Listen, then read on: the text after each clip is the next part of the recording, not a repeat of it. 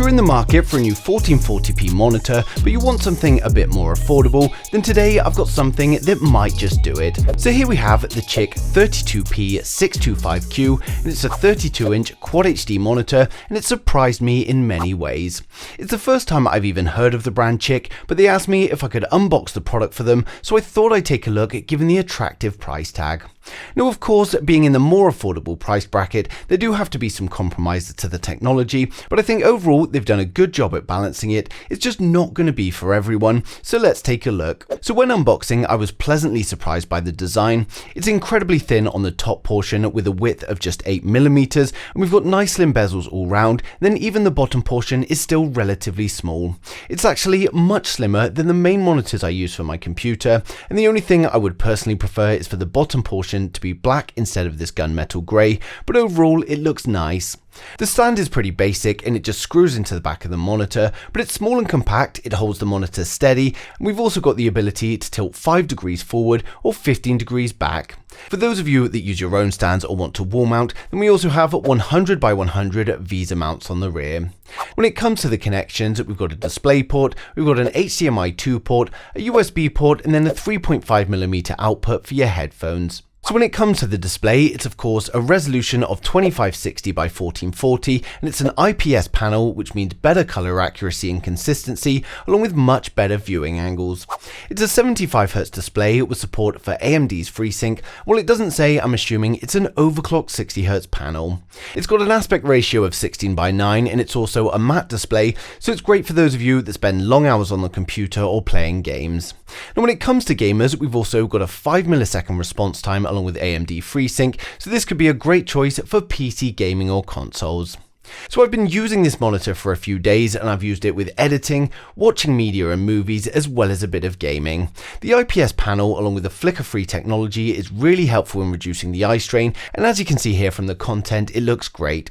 We've got nice accurate colours and some good contrast, and it's also producing some nice black tones in the display.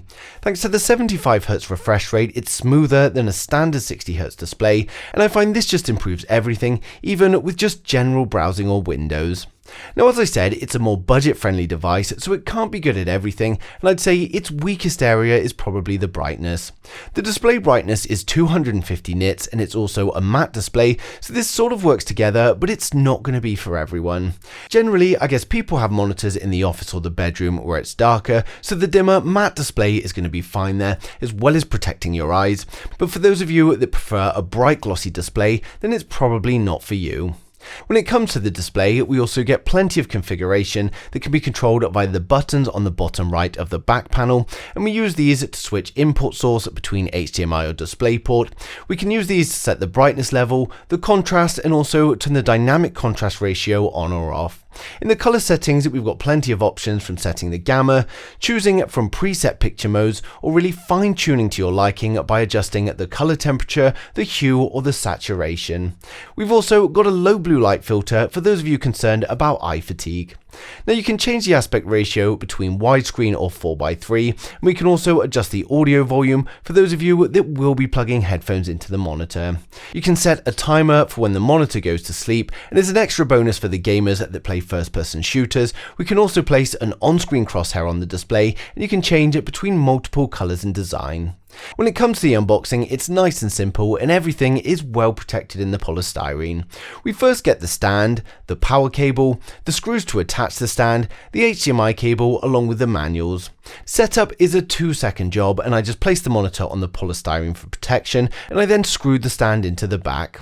You can then just pick it up and place it where it needs to go. Now overall, the CHiQ 32P625Q is a good choice for those of you that are after a 32-inch 1440p monitor. It looks great, it's compact and slim, and thanks to the IPS panel, we have great colors and viewing angles.